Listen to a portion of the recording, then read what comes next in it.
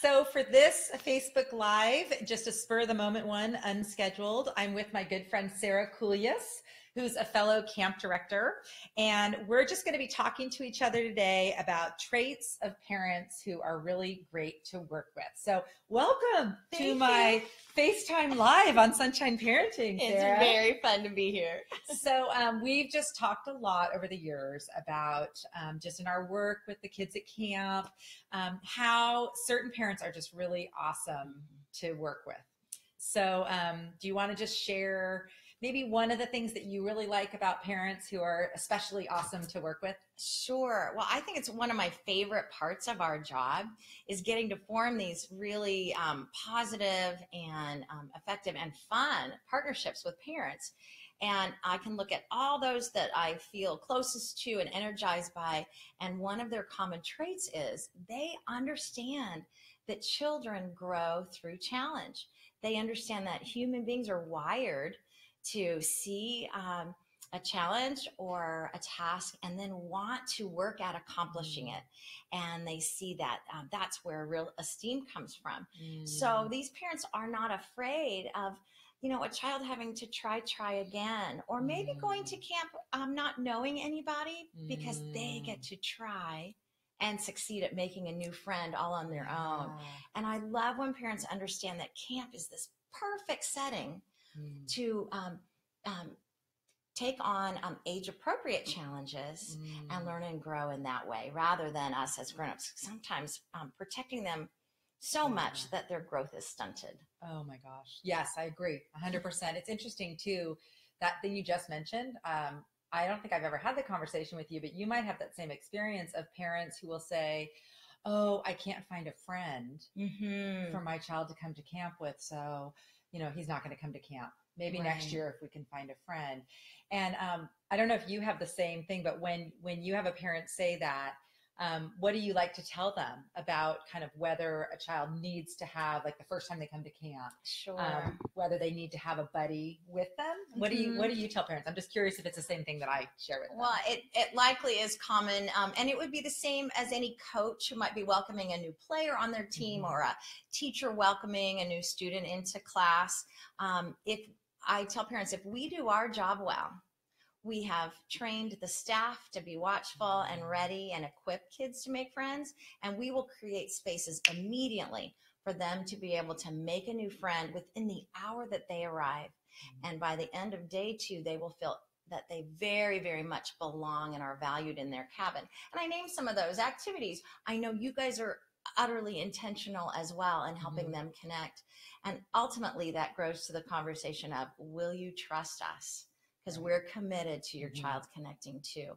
And then, that's a big leap of trust. Right. And I think probably for some parents, they have experienced their child going to a new thing. I know I've experienced it with my kids where that hasn't happened. Yeah.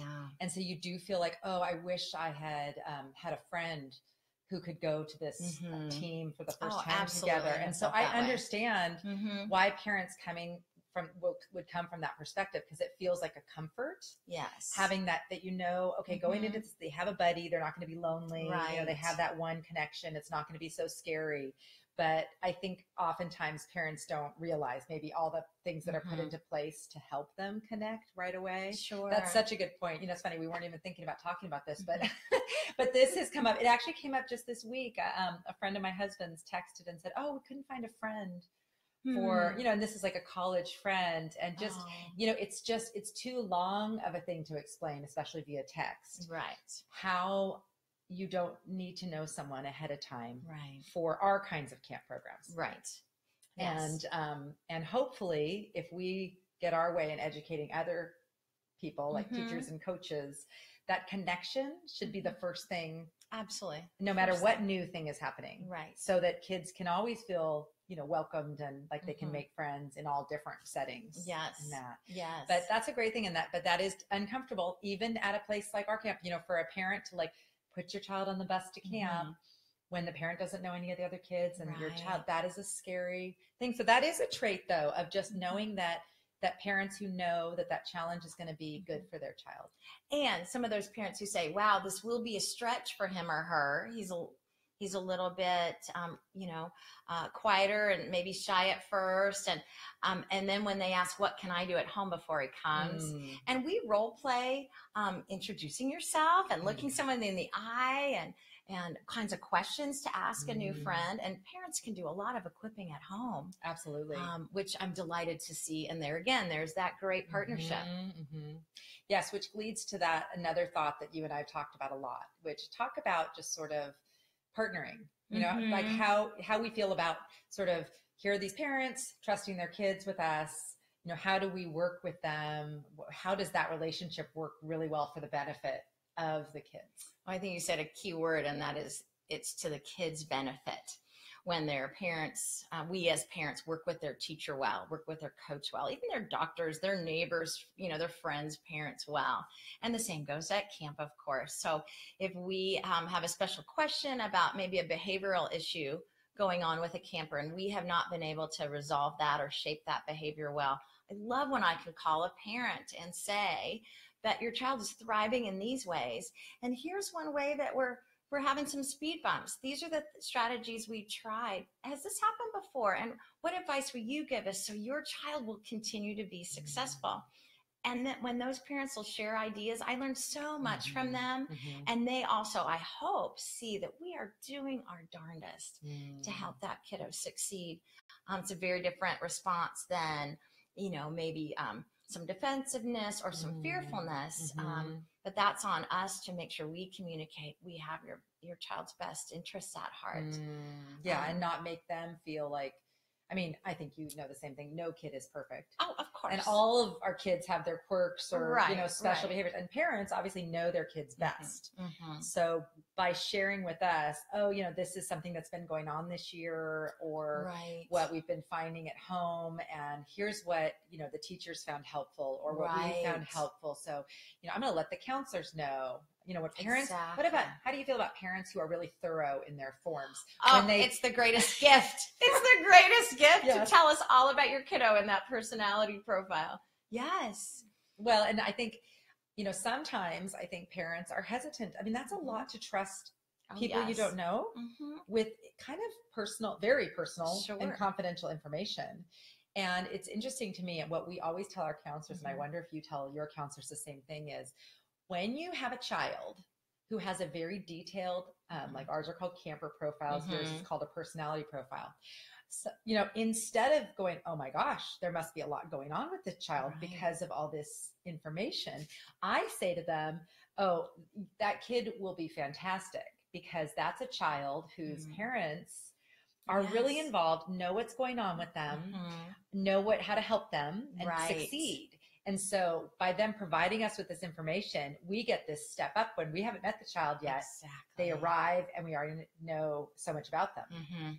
Do you find the same thing? The people who have the most thorough. Exactly. And they're the ones who want you to know their child before they come. Yeah. Isn't that great? Or they call us. There's that too. I'd rather talk than write. I know. I do. I like that too. And it's so interesting, because how many times have you had people, like a lot of my calls, when someone calls and says, I don't know how this is going to go at camp, I'll be able to say, oh, you know what? We've had, many, many kids. This is what we tried at camp. This is what they, and it's like this nice, that's that partnership thing where we can say, in the past, children who've had similar things going on, this has helped them. And I think it also is reassuring to parents always to hear that they're not the only one. Oh, that always, gosh, the power of me too, as we call it, that's comforting. It's reassuring. It gives courage. So it's great to say the last time this happened, or yesterday when this happened, this is how we approached it. And, how can you, even help us do that better? Right. Yeah. And do you also have parents sometimes who think, like, maybe their child shouldn't go to camp or isn't ready for camp, who call? Oh, sure. The readiness piece. You, I'm sure, experience the same thing. I think all of us as parents, is our child ready to try out for that elite team? Is our child ready to go on an airplane by himself to grandma's house? We're always looking at their readiness. And gosh, we could do a whole podcast on that just by itself. Well, that could be its own thing. But I do agree, because my theory is that no one's ever ready for something they've never done before. Oh, I like that. I mean, in a way, we can do things to help. Yes. You know how you can you can get ready for college by learning some skills you need. Sure. But you really, in all things, like when you get a new job, until you're not there, right? That's true. I don't know, but That's I think there's things we can do to help. Yeah. But absolutely. So that'll be our next one. So I do appreciate though when a parent will say, "My child is ready, but I am not." And I love when we know the difference there. Because that's a different conversation then, and some different readiness, activities that can be taken on, rather than always just saying, no, Michael's not ready. Michael's not ready. And I love the courage of the parent who says, I'm not ready. Michael really wants to be there, but I need one more year. Okay, well then let's use this year to learn more and practice releasing a little bit. Oh my gosh, I love I'll go anywhere with that parent. I agree. I like that. When they're admitting it's actually not my child. Yeah. It's me. I'm scared. It's hard to know that they might be uncomfortable. Sure.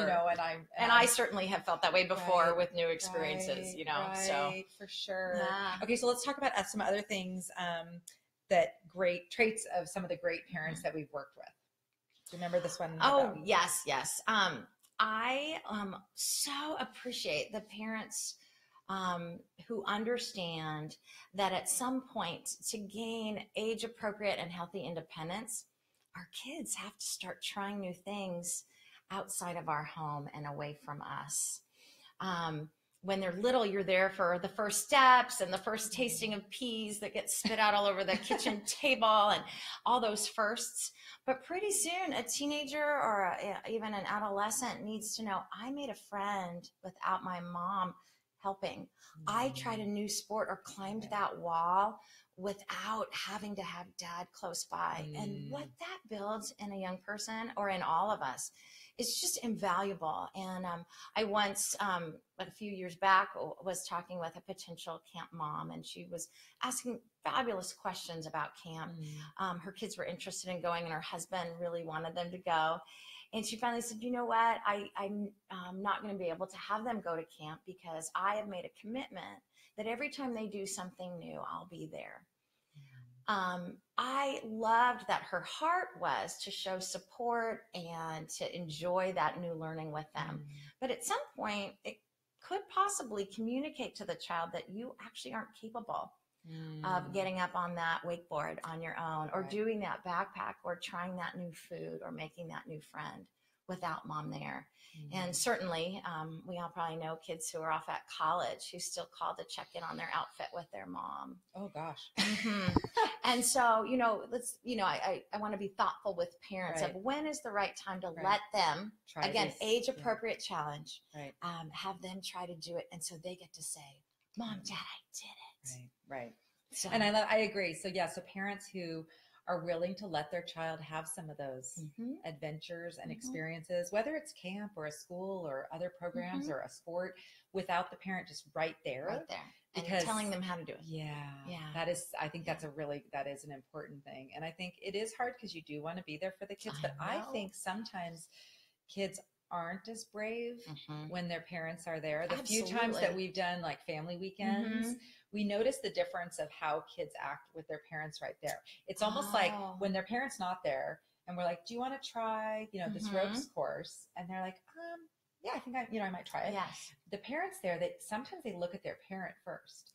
Oh, to see, is this okay that do you think I should try? You know what I mean? Like almost like, should I try it? Or also, I feel like sometimes as parents, we are the kind of protective, don't want them uncomfortable. So we tend to be that person that's kind of easy to stand next to and say, oh, I don't think I want to try right now. Sure. I feel like kids, my own kids, I know have tried things often, things that I wouldn't think they would do. Sure. Like, for example, roller coasters or something like that. Like maybe when you're with your parents, it's like, oh, I don't, no, I'm too scared. But they're with some friends or they're with them, and they are like, okay, maybe I'll do this. I don't know. I do agree. And you don't want to miss stuff, but sometimes you almost have to miss stuff for the kid to get to grow. Yeah. Well, and sometimes as parents, and I have been, I've done this myself, is we kind of put a label on our kids. Oh, that child won't do that climbing wall because she's my cautious one. Or, oh no, he'll never be in a skit because he's not the theatrical one. Well, do you know what? I turn around and there she is up that wall, and there he is on that stage. Right. And sometimes our labels that we give kids that feel benign actually keep our kids from dabbling and trying new things and seeing who else they are. So that's another gift of a sleepaway experience. Right. Yeah. Oh, absolutely. Okay. And so then the last thing, which was funny, because when we talked about this topic, it was actually the kind of the first thing that came up in my mind, but you thought of so many other things. And I think we a little bit covered it, but it's just that whole kind of just that relationship that we get with these parents, especially when maybe something isn't going well at camp. So let's talk about that. Like parents who, you know, when something's going on, maybe a behavioral thing, maybe extreme homesickness, whatever it is, what are the traits or the things that parents have done that just make it really, really great to work with them? Oh, I think it goes back to that trust piece. When we've developed enough trust to call and say, Lori's experiencing, say, homesickness. These are the strategies we've tried. She is 90% there. You should be so proud. Here's some stories about that. And, but she's not all the way there yet. Tell us more. What else can we do? And when they will really partner, like we're really working together. This is teamwork to help Lori succeed. Then we both, that parent as well as our staff, get to celebrate together. It's one of the funnest things about camp is having the privilege, really, of partnering with parents in that way.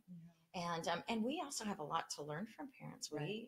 We are not the expert on every child. Right. They are. Yeah, that's exactly. what we need them to be partnered with us. And so that I know I can rely on them and say, hey, you got any more ideas? How can we do this better? Yeah. Well, this has been so much fun. So we both really think that these same strategies that make parents really great to work with at summer camp are the same things that I think coaches and teachers might appreciate as well. And we'd love to hear your comments and questions on this topic and just see what your thoughts are. But we will definitely do it again. It sounds like our next topic might be about readiness for future things. But thank you so much for watching or listening to this podcast or Facebook Live. We appreciate you being with us, and we'll see you next time. Thanks for having me. Sure, it was so fun. Bye. Bye-bye.